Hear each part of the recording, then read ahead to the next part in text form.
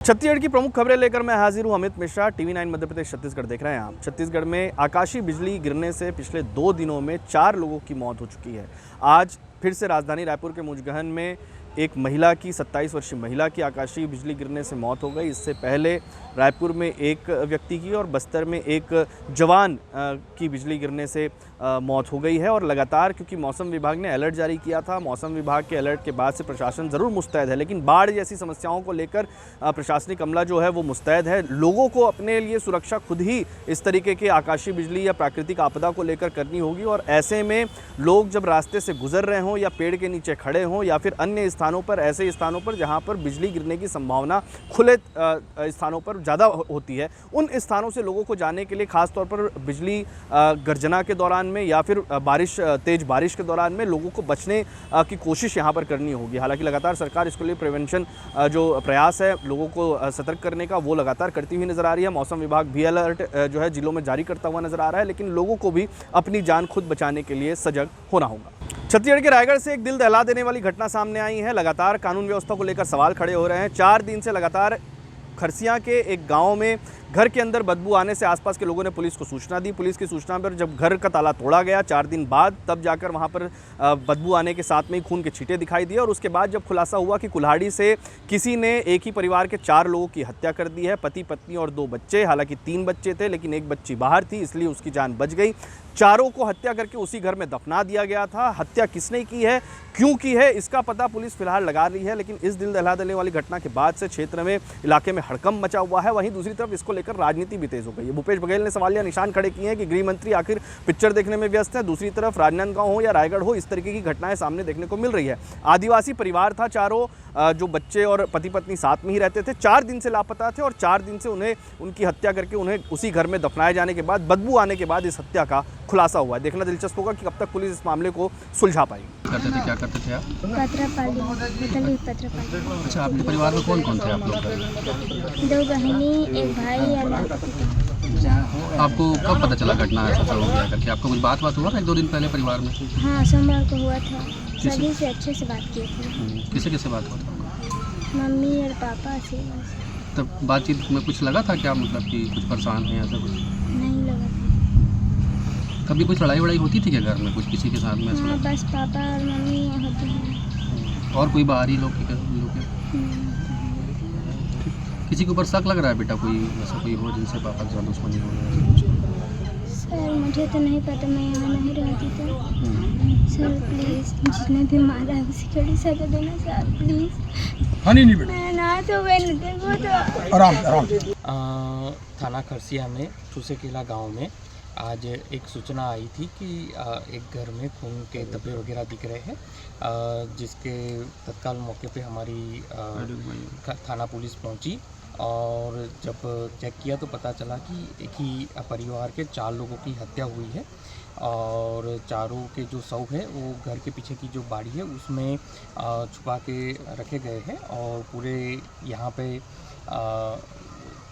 पूरी ज़िले की team, FSL team, dog squad सभी मौके पे पहुंची है और सारे पहलुओं पे जांच कार्रवाई जारी है। सर, शिनाख्त हो गई है सभी की? सर इसमें हाँ, सभी की शिनाख्त हो गई है। सभी इसी घर के रहने वाले हैं चारों लोग। बुधराम उरांव और उनके पूरे परिवार, सोहद्रा, अरविंद और शिवानी, ये लोगों के अभी यहाँ पे शव मिला है। सर पहली जांच में पता कैसा, मैंने कि आपको कैसे लगा कि हत्यारा कौन हो सकता है? अभी पूरे मामले में हमारी पूरी टीम लगी हुई है। डॉग स्क्वाड, FSL की टीम पूरी मौके पे है। और जैसे ही हमारे पास जो सूचना आएगी हम आपको बताएंगे। कब से मिसिंग थे, कुछ जानकारी मिल पाई? अभी तक जो जानकारी मिली है कि लास्ट में मंगलवार शाम को इनके एक रिलेटिव यहाँ पे आए थे, उनसे बातचीत हुई थी। उसके बाद बातचीत हुई या नहीं हुई उसके संबंध में जांच जारी है। घर में भी कुछ खून के धब्बे वगैरह भी मिले हैं? घर में भी खून के धब्बे मिले हैं और जो घटनाक्रम है वो घर के अंदर हुआ था और फिर शव को पीछे बाड़ी में छुपाया गया। वेपन भी मिला है सर? जो टंगिया वगैरह से मारे हैं वो हथियार भी बरामद हुए हैं। देखिए, राजनांदगांव और रायगढ़ में जहां 4 आदिवासियों के माता पिता और 2 नाबालिग छोटे बच्चों की हत्या, नृशंस हत्या हुई है और गोबर में फेंका गया है।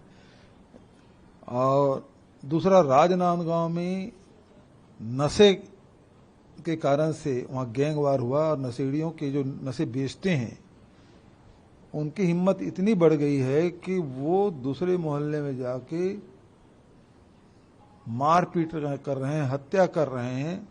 ये स्थिति राजनांदगांव की है और बिना पुलिस प्रशिक्षण, पुलिस के सह में ही सब कुछ हो रहा है। यदि पुलिस के संरक्षण में नहीं होता तो जो नशे की गोलियां और सूखा नशा बेचने वालों की इतनी हिम्मत नहीं होती। तो ये निश्चित रूप से एक तरफ विजय शर्मा पिक्चर देख रहे हैं और दूसरी तरफ लोगों की हत्याएं हो रही है। अगली खबर भी छत्तीसगढ़ की राजधानी रायपुर से है। राजधानी के international airport Swami Vivekananda airport में फ्लाइट्स को डाइवर्ट कर दिया गया है। एटीएस सिस्टम में खराबी आई थी। मौसम विभाग की तरफ से लगातार चेतावनी के बाद जिस तरीके से कई क्षेत्रों पर बिजली गिरी और एटीएस सिस्टम पर भी बिजली गिरने का कारण बताया जा रहा है, जिसके कारण सिस्टम खराब हो गया है। बीते 12 घंटों से ये सिस्टम अभी तक ठीक नहीं हो पाया है। बीती रात को जब फ्लाइट डाइवर्ट किया गया था, इमरजेंसी लैंडिंग की जानकारी निकलकर सामने आई थी, लेकिन फ़्लाइट्स को केवल डाइवर्ट किया गया था। कुछ फ़्लाइट्स को भोपाल में लैंड करवाया गया, कुछ फ़्लाइट्स दिल्ली भेजी गई थी। 6 फ़्लाइट्स अब तक डाइवर्ट हो चुकी हैं। मौसम में अभी भी जो मौसम में बदलाव की वजह से और एटीएस सिस्टम में खराबी की वजह से अब भी कई फ़्लाइट्स को डाइवर्ट करने, कई कुछ फ़्लाइट्स को कैंसिल करने की बात कही जा रही है। सिस्टम में खराबी अब तक ठीक नहीं हो सकी है, जिसके कारण राजधानी रायपुर के जो एयरपोर्ट है उसमें फ़्लाइट लैंड नहीं कर सकती, कुछ फ़्लाइट्स डिले हो सकती हैं। ये समस्याओं का सामना यात्रियों को करना पड़ रहा है। कल हुई इस घटना को लेकर यात्रियों में काफ़ी नाराज़गी थी, क्योंकि इसको लेकर कोई भी सूचना, जानकारी एयरपोर्ट अथॉरिटी की तरफ से नहीं दी गई थी। घंटों यात्रियों को मशक्कत करने के बाद में ये जानकारी मिली कि कुछ फ़्लाइट्स को डाइवर्ट कर दिया गया है। कल वो यात्री वापस आएंगे जो कल रात वापस आने वाले थे, वो यात्री आज वापस आएंगे और कुछ लोगों को अलग अलग होटलों में भी ठहराया गया था। जो व्यवस्थाएं हो सकती थी वो की गई थी, लेकिन जानकारी यात्रियों तक नहीं पहुंच पा रही थी, जिसके कारण न केवल उनके परिजन बल्कि यात्री खुद भी परेशान हो रहे थे कि किस तरीके से ये अचानक से इन फ्लाइट्स को डाइवर्ट किया गया है। मेरा आज 7:55 का फ्लाइट था। मैं एवरी मंथ मेरा 2 बार आना जाना रहता है, because my posting is here, so घर है कलकत्ता में। मेरा रात का फ्लाइट का टिकट किया हुआ था, बट मेरे मम्मी का आंख के ऑपरेशन के लिए मैं उसको कैंसिल करके आज सुबह का किया। कल रात 12-3 बजे मुझे कंफर्मेशन मिल रहा है कि फ्लाइट इज कैंसिल्ड। ये भी बहुत खराब बात है, इतना रात को हम क्या करें। सो उसके बाद जब वो देखे एयरपोर्ट आए, यहाँ पे ह्यूज रश, ना इंडियो वाला कुछ बोल रहा है ठीक से कि ये करेगा वो करेगा, ऊपर से ना कोई इमरजेंसी पर्पज में मान लीजिए कुछ खाना वाना भी कुछ नहीं है, रहने का तो छोड़ दीजिए। This is the thing. And इस हैरासमेंट में हमको दिया गया अभी क्या, मेरा 9:25 में जो कलकत्ता पहुंचना था, हॉस्पिटल में जाना था, वो मुझे अभी कोलकाता पहुंचेंगे रात 1 बजे, तो उनसे मिल भी नहीं पाएंगे। आज जो छुट्टी लिया ऑफिस से, सब कुछ मेरा गया, तो इन इमरजेंसी एवरीथिंग। वो एयरपोर्ट अथॉरिटी भी कुछ नहीं बता रहा है, ना फ्लाइट का जिसमें टिकट है उसका कोई औहदे का आदमी भी नहीं है। काउंटर में सब ऐसे ही नॉर्मल जो वो सब है, कोई कुछ नहीं बोल रहे ठीक से, पर बहुत परेशान है। फ्लाइट इंदौर के लिए, हमारी फ्लाइट इंदौर के लिए थी। आज सुबह 10:30 बजे वो कैंसिल कर दी गई है। सूचना अचानक से आई थी कि आज आपका फ्लाइट कैंसिल हो गया और आप चाहें तो इसको दूसरा रूट ले सकते हैं। तो अभी फ्लाइट, चूंकि मेरे को इंदौर ही जाना था, आगे का रिजर्वेशन मेरा इंदौर से है, तो 12:40 को शेड्यूल किया, लेकिन अंदर नहीं जाने दिया जा रहा है कि अभी कंफर्म नहीं है। जब आपका कंफर्म हो जाएगा कि ये फ्लाइट रियली जाएगी 12:40, तब बताएंगे। अब अनसर्टेनिटी से बैठे हैं, आगे का रिजर्वेशन भी अब देखते हैं क्या करेंगे। कुछ बता रहे हैं, कुछ नहीं बता रहे। फिर आज यहाँ पत्रिका पढ़ा मैंने होटल के अंदर, तो वो खबर थी फ्रंट पेज पे कि वो ये कोई DOIR वो कोई इनका टूट गया, बिजली गिरी होगी पास में, तो वो कोई नियंत्रण प्रणाली उनकी डिस्टर्ब हुई है, ऐसा समाचार पत्र से ही पता लगा। बाकी अथॉरिटी ना कुछ नहीं होता, अंदर ही नहीं जाने दे रहे ना कि आप रुको बैठो, जब आपका फ्लाइट शेड्यूल होगा तब बताएंगे हम। अगली खबर छत्तीसगढ़ के बिलासपुर से है, जहां पर रतनपुर पुलिस ने गौ तस्करी करते हुए कुछ लोगों को गिरफ्तार किया है। एक व्यक्ति को गिरफ्तार करने में पुलिस को सफलता हासिल मिली है, जिसको लेकर नाम बताया जा रहा है शाहरुख, और वो उत्तर प्रदेश का रहने वाला था। गौ तस्करी कर रतनपुर के जरिए उत्तर प्रदेश ले जाने की जो कोशिश थी, उस बीच में पुलिस को सूचना मिली थी, जिसके बाद देर रात पुलिस ने दौड़ाकर गाड़ी को पकड़ा। फिल्मी स्टाइल में इस ऑपरेशन को पुलिस ने अंजाम दिया, जिसके बाद जो चालक था वो मौके से फरार हो गया। लेकिन एक दूसरा व्यक्ति, जिसका नाम शाहरुख बताया जा रहा है, उत्तर प्रदेश का रहने वाला है, उसके साथ में 17 मवेशियों को, जिसमें भैंस उस गाड़ी में ले जाई जा रही थी, जिनको भूखा प्यासा रखा गया था, जिसके कारण 2 भैंसों की मौत भी उसमें हो गई थी। गाड़ी में ही 17 भैंसों को ले जाया, तस्करी करने का जो मामला है वो फिलहाल सामने आया था। पुलिस को एक बड़ी सफलता यहाँ पर मिली है। आने वाले दिनों में हो सकता है पुलिस इन तस्करों का और इनकी पूरी सिंडिकेट का खुलासा करे। कि कुछ लोग रायपुर से पशुओं की अवैध तस्करी करते हुए रतनपुर की तरफ आ रहे हैं। सर के निर्देश पर तत्काल हमने टीम गठित कर घेराबंदी के लिए तैनात किया। मौके पर ग्राम जाली में हमने उस आईसर वाहन को पकड़ा है, जिसमें 17 नग भैंस को हमने वहां से जब्ती की है। एक आरोपी शाहरुख कुरैशी को हमने इसमें गिरफ्तार किया है, जो शामली जिला यूपी का रहने वाला है। पूछताछ पर उसने यह बताया है कि वह उस मवेशियों को रायपुर से रतनपुर होते हुए ये उन्नाव यूपी लेके जा रहा था।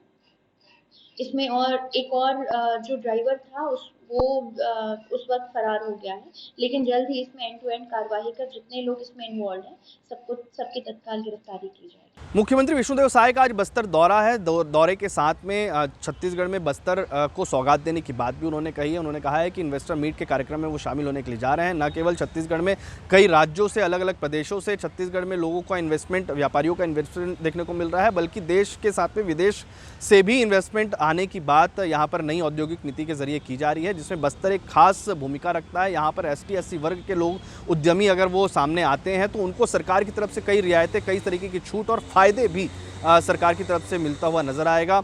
इसके अलावा बस्तर में उद्योग लगाने को लेकर, उद्योगों को बढ़ावा देने को लेकर दावा ये किया जा रहा है कि 2024 से लेकर 30 के बीच में लगभग 996 करोड़ रुपए के जो प्रस्ताव हैं वो यहाँ पर आए हैं, जिससे आने वाले दिनों में लगभग 2100 लोगों को रोजगार भी मिलेगा और बस्तर के विकास में मील का पत्थर ये साबित जो उद्योग है या जो इन्वेस्टर हैं वो यहाँ पर हो सकते हैं।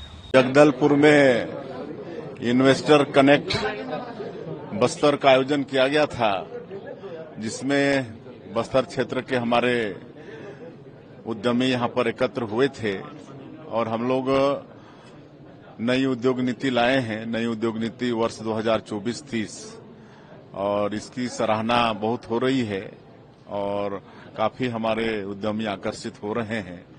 और जिस तरह से हमारा बस्तर विकास की दृष्टि से पिछड़ा हुआ था नक्सलवाद के कारण, लेकिन अब सौभाग्य है कि डबल इंजन की सरकार भी है और हमारे माननीय प्रधानमंत्री श्री नरेंद्र मोदी जी और हमारे गृह मंत्री आदरणीय अमित शाह जी, उन्होंने ठाना है कि अगले साल 31 मार्च तक पूरे देश से नक्सलवाद को समाप्त करना है।